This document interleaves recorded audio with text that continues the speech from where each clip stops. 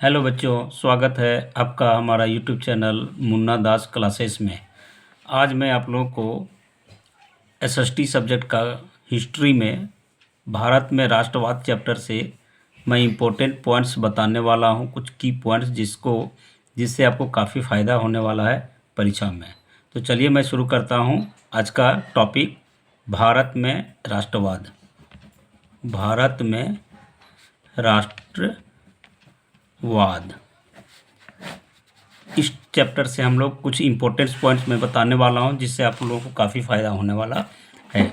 तो सबसे पहले मैं आपको बताना चाहता हूं कि ये भारत में राष्ट्रवाद का उदय हुआ कैसे, इसके पीछे क्या कारण था। तो हम लोग संक्षेप में समझते चलेंगे कि भारत में राष्ट्रवाद का उदय किन कारणों से हुआ। तो इसमें सबसे पहला जो हम आपको बताने वाले, पहला पॉइंट जो बताने वाले हैं वो है राष्ट्रवाद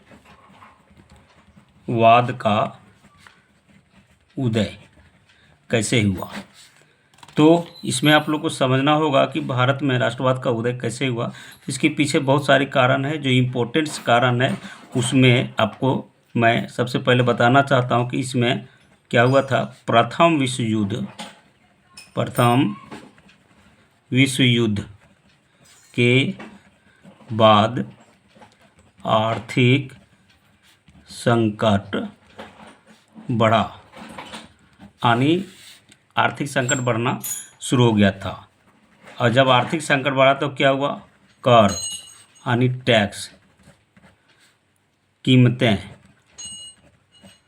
बढ़ने लगी थी। फिर इसके बाद ग्रामीण क्षेत्रों में सैनिक भर्ती से लोगों में असंतोष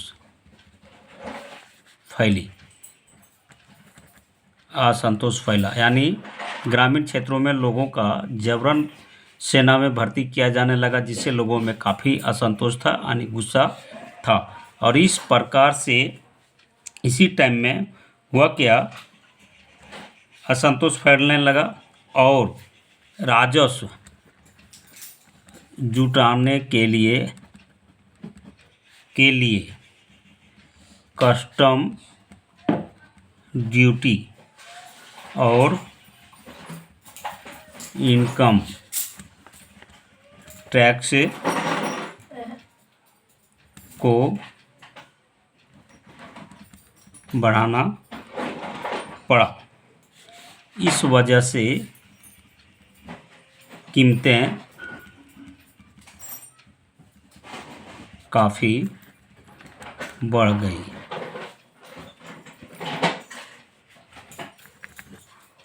1913 से 1918 के बीच दाम दोगुने हो गए।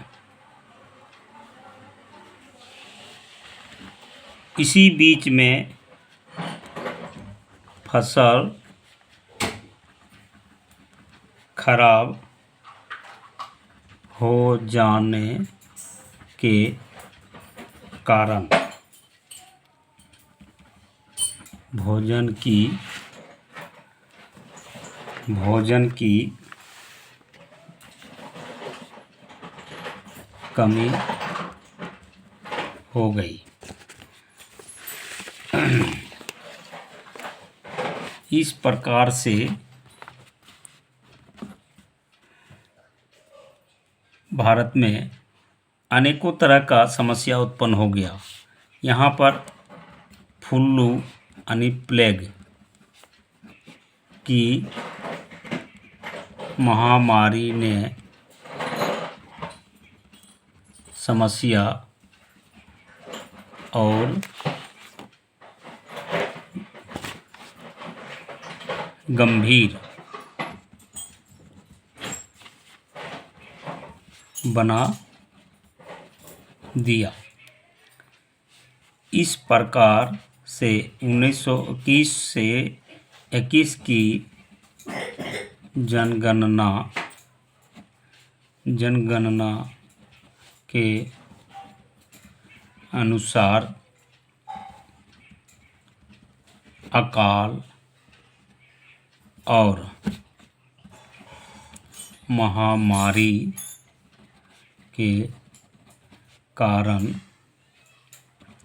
120 लाख से 130 लाख तक लोग मारे गए। और इस प्रकार से बहुत सारी समस्याएं पैदा हो गई, जिसके बाद से धीरे धीरे जनता में असंतोष फैलने लगी और जनता में राष्ट्रवाद की भावना बढ़ने लगी। चलिए इसको एक बार मैं देख लेता हूँ क्या है, एक बार देख लीजिए। भारत का में राष्ट्रवाद, यहाँ पर क्या है, राष्ट्रवाद की भावना उत्पन्न हुआ कैसे लोगों के अंदर में, तो आपको समझना होगा। इसका मुख्य कारण है भारत में राष्ट्रवाद का उदय का प्रथम विश्व युद्ध के बाद आर्थिक संकट बढ़ने लगा था, यानी बढ़ने के बाद टैक्स बढ़ गया, कीमतें बढ़ गई। ग्रामीण क्षेत्रों में जब जबरन सैनिकों का भर्ती किया जाने लगा, जिससे लोगों में काफ़ी असंतोष फैलने लगा। राजस्व जुटाने के लिए कस्टम ड्यूटी और इनकम टैक्स बढ़ा दिया गया, जिसकी वजह से कीमतें काफ़ी बढ़ गई। और इस प्रकार से 1913 से लेकर के 1918 के बीच दाम दोगुने हो गए। फसल खराब हो जाने के कारण, इसी बीच में फसल खराब हो जाने के कारण भोजन की कमी हो गई। और इस प्रकार से इसी टाइम में प्लेग नाम का फ्लू, यानी प्लेग नाम की एक महामारी ने समस्या को और गंभीर बना दिया। इस प्रकार से 1921 की जनगणना के अनुसार अकाल और महामारी के कारण 120 लाख से 130 लाख करोड़ 130 लाख तक लोग मारे गए, जिससे जनता में धीरे धीरे क्या हुआ, असंतोष फैलने लगा और जनता में राष्ट्रवाद की भावना जगना शुरू हो गई, बढ़ने शुरू हो गई। तो ये था भारत में राष्ट्रवाद का उदय। अब इसी बीच में आपको समझना है कि दक्षिण भारत से महात्मा गांधी का आगमन होता है। महात्मा गांधी का आगमन, महात्मा गांधी का आगमन। तो बच्चों, इसी टाइम में दक्षिण अफ्रीका से महात्मा गांधी का आगमन होता है 1915 ईस्वी में। और आगमन होने के बाद महात्मा गांधी यहाँ पर दक्षिण अफ्रीका से प्रेरित होकर के, क्योंकि आप सबों को पता होगा, विस्तृत चैप्टर में आप लोग कहानी में पढ़े होंगे कि महात्मा गांधी दक्षिण अफ्रीका गए थे और वहाँ पर भी दक्षिण अफ्रीका में सत्याग्रह आंदोलन चलाए थे, क्योंकि वहाँ पर काले और गोरों के बीच रंगभेद नीति, यानी रंगों में भेदभाव किया जा रहा था, जिसके चलते वहाँ के लोगों ने भी बहुत सारा संघर्ष किया था। और इसमें महात्मा गांधी ने भी भाग लिया था और इसमें सत्याग्रह आंदोलन किया था, जिसमें पहली सफलता महात्मा गांधी को दक्षिण अफ्रीका में उनको मिला था। और उसी से प्रेरित होकर के जब उन्होंने भारत वापस लौटा, तो भारत में भी उन्होंने निर्णय लिया कि हम सत्याग्रह आंदोलन के माध्यम से हम भारत को जो है सो अपना देश को आज़ाद कराएंगे और अपने देश को स्वदेश को हम वापस लेंगे। तो चलिए बच्चों, मैं आप लोग को समझना है कि इस यहाँ पे महात्मा गांधी का आगमन होने के बाद उन्होंने सबसे पहले क्या किया। तो पहला जो उन्होंने सत्याग्रह किया था, तीन सत्याग्रह किया, जिसमें पहला सत्याग्रह था चंपारण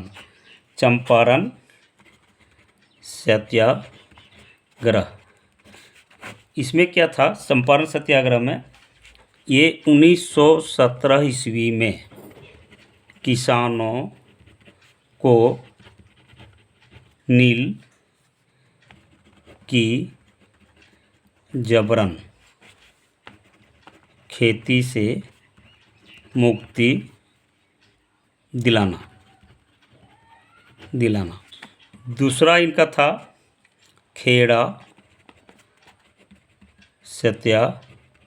सत्याग्रह, ये भी 1918 में हुआ था, किए थे, जो गुजरात में हुआ था। ये खेड़ा सत्याग्रह गुजरात में हुआ था। इसमें क्या था, फसल खराब होने के कारण किसानों ने कर माफ़ी चाहता था, और ये कर माफ़ी करने के लिए महात्मा गांधी ने खेड़ा सत्याग्रह किया था। और तीसरा था यह मदाबाद मिल हड़ताल। इसमें क्या हुआ था, यहाँ पर भी महात्मा गांधी ने मिल मजदूरों के साथ मिल कर के और सत्याग्रह किए थे, जिसमें मुख्य मांगे थी मजदूरों के वेतन में वृद्धि की मांग। तो ये आप लोग को याद रखना है। महात्मा गांधी जब भारत वापस लौटे, तो ये कब लौटे थे, तो 1915 में लौटे थे। अब 15 में लौटने के बाद यहाँ भी इन्होंने निर्णय लिया कि हम सत्याग्रह आंदोलन करेंगे। और इसमें पहला सत्याग्रह आंदोलन उस समय महात्मा गांधी चंपारण सत्याग्रह किए थे, जो बिहार के चंपारण जिला में है। 1917 में किसानों को नील की जबरन खेती से मुक्ति दिलाना था। दूसरा खेड़ा सत्याग्रह 1918 में फसल खराब हो जाने के कारण कर में माफ़ी, टैक्स की माफ़ी करने के लिए ये सत्याग्रह किया था। और तीसरा अहमदाबाद गुजरात में ही मिल हड़ताल, मजदूरों के लिए वेतन में वृद्धि के लिए मांग किया गया था। तो ये था आप लोगों का महात्मा गांधी के आगमन के बाद। अब चलिए मैं आप लोग को बताना चाहता हूँ इसके आगे का टॉपिक में पढ़ना क्या है। इसके आगे के टॉपिक में पढ़ना है,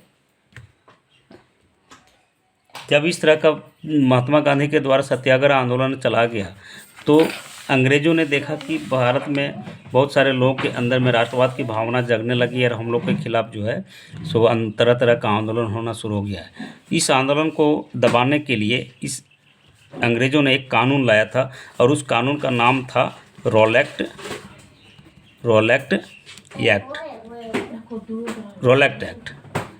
ये 1919 में लाया था, लेजिस्लेटिव असेंबली के द्वारा पारित किया गया था। और इस कानून में क्या प्रावधान था अंग्रेज़ों के लिए, तो इसको समझना है और इसको याद रखना है। तो इसमें क्या था कि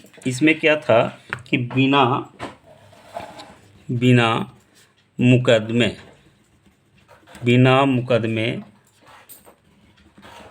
गिरफ्तारी का कानून, यानी भारत के लोगों को कहीं भी किसी भी तरह से अगर एक जगह इकट्ठा देख लो, तो बिना गिरफ्तारी किए, बिना बताए उन्हें गिरफ्तार कर लेना और 2 साल तक जेल में रखने का प्रस्ताव पारित किया गया था। जिससे क्या हुआ, पूरे देश में विरोध हुआ और रॉलेट सत्याग्रह शुरू हो गया। इसके बाद रॉलेट सत्याग्रह जब शुरू हो गया, तो देश में अलग अलग स्थानों पे तरह तरह का आंदोलन होना शुरू हो गया। इसी बीच अमृतसर में कुछ नेताओं को गिरफ्तार कर लिया गया, जिसके विरोध में लोग जो है विरोध कर रहा था। और इसी टाइम में एक बहुत ही महत्वपूर्ण घटना होता है, जालियांवाला बाग हत्याकांड। ये हुआ था 13 अप्रैल 1919 में। इसमें बच्चों आप लोग को याद रखना है कि इस कांड में हुआ क्या था कि लोगों को पता नहीं था। अमृतसर में एक बैसाखी मेला लगा हुआ था एक बाग में, यहाँ पर बहुत सारे लोग इकट्ठा हुए थे, गए थे, लेकिन लोगों को पता नहीं था कि यहाँ पर मार्शल लॉ लगा हुआ है। और इस कारण से क्या हुआ कि उस समय जनरल डायर ने क्या किया, सभा पर गोली चलाई और इस प्रकार से बहुत सारे लोगों का मृत्यु हो गया था, मारा गया था, जिसके कारण जिसके कारण यह आंदोलन ये आंदोलन जो है हिंसात्मक हो गया। और हिंसात्मक हो जाने के कारण क्या हुआ कि अंग्रेज़ों के प्रति विश्वास खत्म हो गया। और ख़त्म हो जाने के बाद क्या होता है कि महात्मा गांधी के द्वारा इसी टाइम में असहयोग आंदोलन, इसके बाद जो पढ़ना है आप लोग को, पढ़ना है असहयोग आंदोलन। असहयोग आंदोलन जो 1920 में हुआ था, क्योंकि ये जब जनरल डायर ये सब इस तरह का जब काम करता है, बहुत सारे लोगों को मार देता है, तो महात्मा गांधी ये निर्णय लेते हैं कि अब हमें जो है कुछ करना होगा। और यहाँ पर जो है उन्होंने अपने देशवासियों को से कहा कि हम अब असहयोग आंदोलन शुरू करेंगे। और असहयोग जिस तरह से अंग्रेज हमारे देश में आकर के हमारे देश के ऊपर शासन कर रहा है, हमारे ही लोगों के साथ मिल करके, हमारे लोगों के सहयोग से आकर के और देश पर शासन करा, उसी प्रकार से हम लोग उनका असहयोग करके हम उनको अपने देश से बाहर भेजेंगे, अपने देश से निकालेंगे और अपने देश की स्वाधीनता का मांग करेंगे। और इस प्रकार से महात्मा गांधी यहाँ पर असहयोग आंदोलन शुरू करते हैं, जिसमें यह निर्णय लिया जाता है कि अंग्रेज़ों को हमें असहयोग करना है, जिसमें सरकारी। तो बच्चों, महात्मा गांधी के द्वारा यह निर्णय लिया जाता है और अपने देश के लोगों से आह्वान करते हैं कि हम लोग को अंग्रेज़ों को किसी प्रकार से सहयोग नहीं करना है। उसके लिए क्या प्रावधान करते हैं, क्या कहते हैं लोगों से, तो सरकारी स्कूलों, कॉलेजों, अदालतों, सरकारी स्कूलों, कॉलेजों, अदालतों का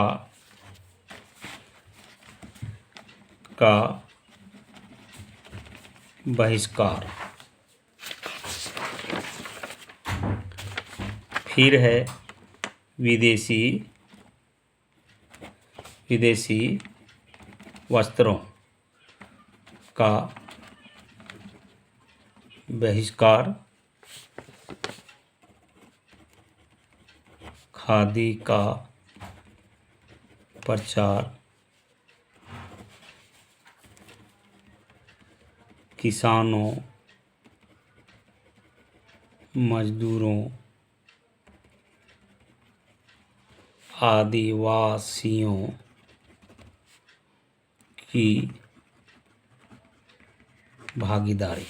तो बच्चों, आप लोग को इस चैप्टर में आप लोग को समझना है कि असहयोग आंदोलन में क्या किया।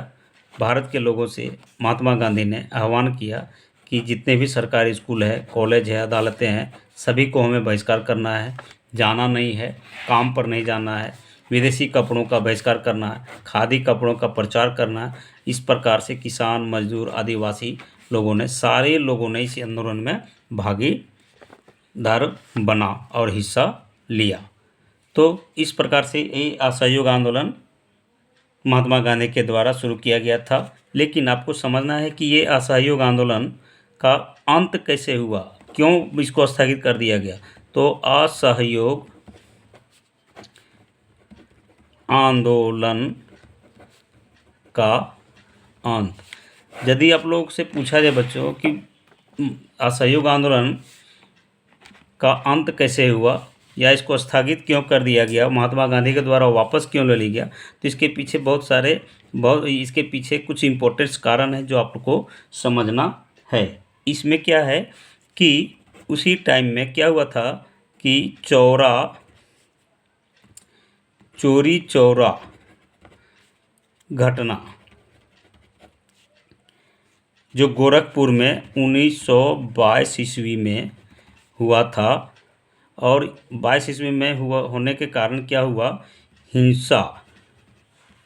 हिंसा होने पर गांधी जी ने आंदोलन वापस ले लिया।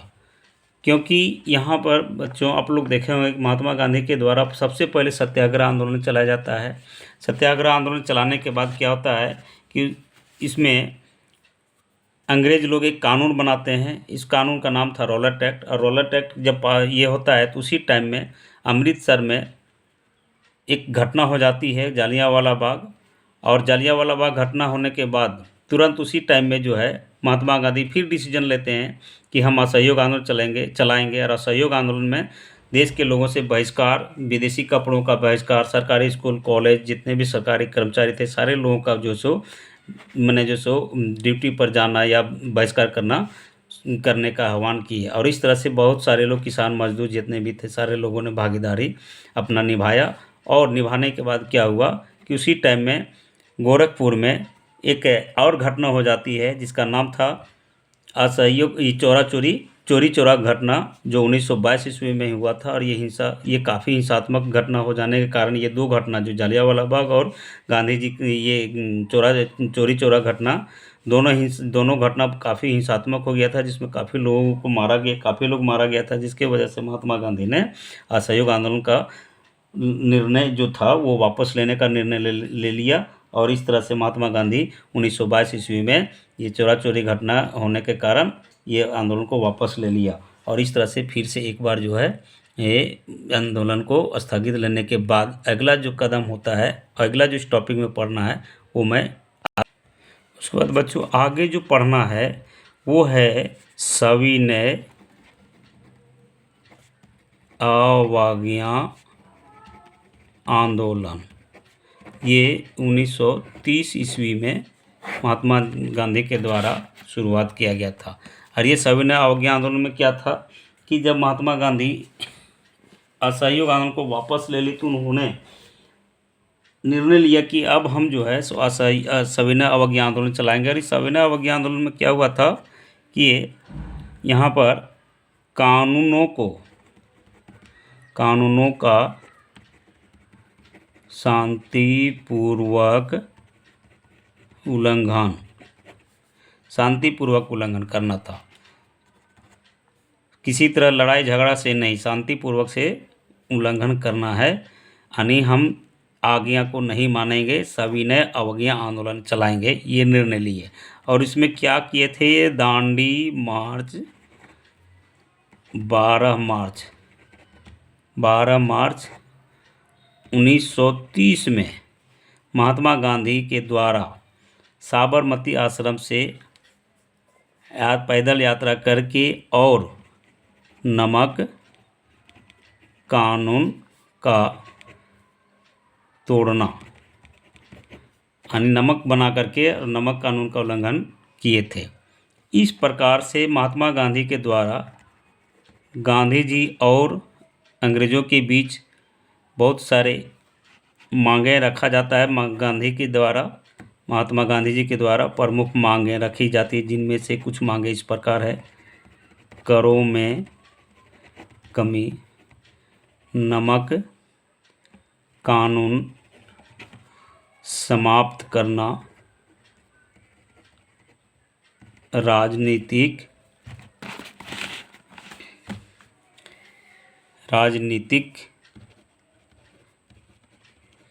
कैदियों की रिहाई, ये प्रमुख मांगों में शामिल था। इस प्रकार से आगे आप लोग को पढ़ना है कि विभिन्न वर्गों की भागीदारी। इस चैप्टर में विभिन्न प्रकार के जो वर्ग थे, यानी विभिन्न वर्गों की भागीदारी। इसमें क्या था बच्चों, यहाँ पर भारत में किस तरह के कितने वर्ग के लोग, किस प्रकार से उनका मांग था और किस तरह से उन लोगों ने भागीदारी निभाया था, इसके लिए आपको पॉइंट के माध्यम से समझना है। तो सबसे पहले आपको समझना है किसान। किसान वर्ग वाले लोग जो थे ये कर में कमी और बेदखली खत्म, यानी अंग्रेज़ों का जो बेदखली है उसको ख़त्म किया जाए। यहाँ महिलाएं भी थी, महिलाएं ने भी बहुत सारे आंदोलनों में भाग लिया था। इनका मानना था, इनका क्या था भागीदारी, तो चरखा चलाना, धरना व जुलूस में भाग लेना। नेक्स्ट जो वर्ग था वो था व्यवसायी। इनके लिए क्या था, स्वदेशी का समर्थन। और एक वर्ग और था दलित। ये भी चाहते थे कि हमारा राजनीतिक अधिकारों की मांग रखा जाए, जिसके लिए डॉक्टर बाबा साहेब भीमराव अंबेडकर की भूमिका अहम था। और इस प्रकार से ये चारों वर्गों ने अलग अलग मांगों के लिए अपना समर्थन करते थे। अब यहाँ पे हम लोग को देखना है कि मूल जो टॉपिक था वो था सांस्कृतिक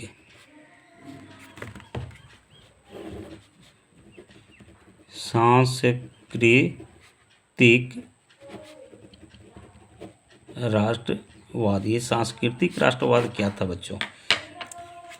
तो यहाँ पर सांस्कृतिक राष्ट्रवाद में समझना है कि लोगों के अंदर में सांस्कृतिक रूप से राष्ट्रवाद की भावना कैसे फैला। तो सबसे पहले यहाँ भारत माता का चित्र एक सामूहिक पहचान बना, और इस तरह से लोगों को भारत माता का चित्र देख करके लोग के अंदर में अपने देश के प्रति राष्ट्रवाद की भावना फैलना शुरू हो गया। दूसरा है राष्ट्रगीत, राष्ट्रभाषा, साहित्य, कला से प्रेरणा, और तिरंगा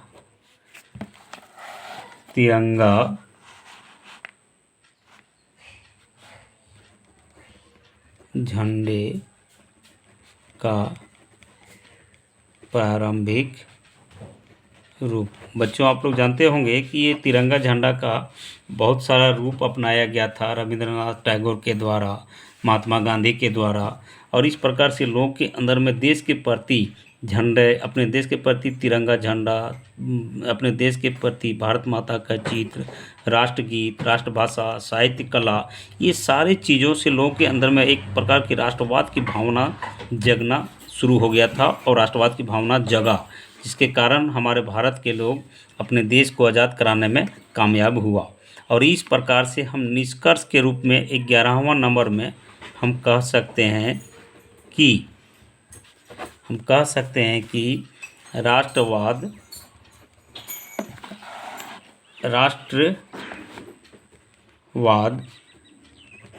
धीरे धीरे विकसित हुआ।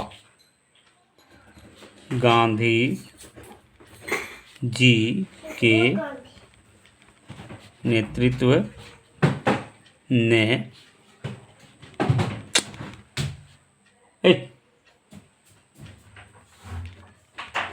आंदोलन को दिशा दी, और 1947 में भारत को स्वतंत्रता मिली। तो बच्चों ये था आज का ये टॉपिक, संक्षेप में मैंने कोशिश किया बताने का, जिसको पढ़ करके आपको बहुत ही फ़ायदा पहुंचने वाला है। एक बार चलिए मैं रिवीजन कर लेता हूं कि ये भारत में राष्ट्रवाद टॉपिक में पढ़ना क्या था। तो सबसे पहले राष्ट्रवाद का उदय पढ़ना था। राष्ट्रवाद का उदय कैसे हुआ? तो प्रथम विश्व युद्ध के बाद आर्थिक संकट बढ़ा, कर कीमतें बढ़ने लगी, ग्रामीण क्षेत्रों में सैनिक भर्ती से लोगों में असंतोष फैलने लगा, राजस्व जुटाने के लिए कस्टम ड्यूटी और इनकम टैक्स बढ़ा दिया गया। इस वजह से कीमतें काफ़ी बढ़ गई। 1913 से लेकर के 1918 के बीच दाम दोगुने हो गए। इसी टाइम में फ्लू एक महामारी बीमारी आया जो समस्या को और गंभीर बना दिया। 1921 में के जनगणना के अनुसार अकाल और महामारी के कारण 120 लाख से 130 लाख लोग मारे गए। और इस प्रकार से जनता में क्या हुआ? असंतोष फैला और धीरे धीरे क्या हुआ? राष्ट्रवाद की भावना लोगों के अंदर में बढ़ने लगा।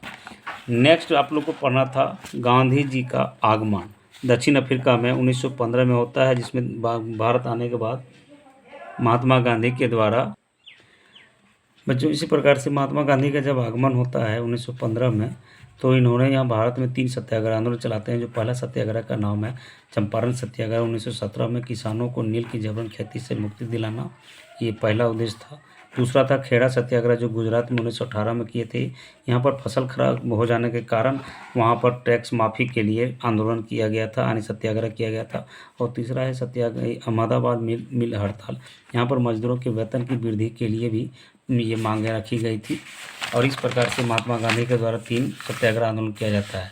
उसके बाद नेक्स्ट जो पढ़ना है वो है रॉलेट एक्ट। रॉलेट एक्ट एक ऐसा कानून था जो बिना मुकदमे की गिरफ्तारी का कानून था, यानी किसी भी व्यक्ति को बिना मुकदमा किए गिरफ्तार कर लेने का अधिकार दे दिया गया था अंग्रेजों को। और इस प्रकार से भारत के लोगों को गिरफ्तार करके 2 साल तक जेल में रखा जाता था। जो हमारे देश के लोगों ने इसका विरोध करना शुरू कर दिया और इस प्रकार से रॉलेट एक्ट सत्याग्रह शुरू हो गया। इसके बाद आगे जलियांवाला बाग हत्याकांड का एक घटना होता है। इस कारण से लोगों में क्या होता है कि एक कानून लगा दिया गया था रॉलेट एक्ट, जिसके लिए जगह जगह पर सारे देश के अलग अलग जगहों पर लोगों ने आंदोलन करना शुरू किया था। और इसी टाइम में अंग्रेज़ों के द्वारा एक मार्शल लॉ लगा दिया गया था जो लोगों को पता नहीं था। और अमृतसर में एक घटना होती है जिसका नाम है जलियांवाला बाग हत्याकांड। यह 13 अप्रैल 1919 में होता है। जनरल डायर के द्वारा शांतिपूर्ण सभा पर गोली चलाई जाती है, जिसमें काफ़ी लोगों की मृत्यु हो जाती है। और इस प्रकार से हमारे देश के लोगों के प्रति अंग्रेज़ों के प्रति विश्वास खत्म हो जाता है। और इस प्रकार से जब ये ख़त्म हो जाता है, हिंसात्मक हो जाता है, तो महात्मा गांधी ने फिर से एक बार निर्णय लेते हैं कि अब हम जो है असहयोग आंदोलन चलाएंगे, जो 1920 में चलाया गया था। यह असहयोग आंदोलन में क्या था? सरकारी स्कूलों, कॉलेजों, अदालतों का बहिष्कार करना, विदेशी वस्त्रों का बहिष्कार करना, खादी कपड़ों का प्रचार करना, किसान मजदूरों आदिवासियों की भागीदारी था। और उसके बाद फिर कुछ दिनों के बाद ये असहयोग आंदोलन जो है इसका अंत हो जाता है। चोरी चोरा का घटना होने के बाद 1922 में होता है और इसमें गांधी जी इस आंदोलन को वापस ले लेते हैं। इसके बाद निर्णय लेते हैं। नेक्स्ट जो पढ़ना है वो है सविनय अवज्ञा आंदोलन, जो 1930 में होता है। इसमें क्या था? सविनय अवज्ञा आंदोलन कानूनों का शांतिपूर्वक उल्लंघन करना, जिसमें से दांडी मार्च जो नमक कानून को तोड़ने के लिए बनाया गया था, जिसके माध्यम से महात्मा गांधी 12 मार्च 1930 में नमक कानून का उल्लंघन किए थे। और इसके बाद प्रमुख मांगे रखा गया था, जिसमें करों में कमी, नमक कानून का समाप्ति करना, राजनीतिक कैदियों की रिहाई, ये सब प्रमुख मांगों में शामिल था। इसके बाद जो आपको पढ़ना है इस चैप्टर में विभिन्न वर्गों की भागीदारी क्या था।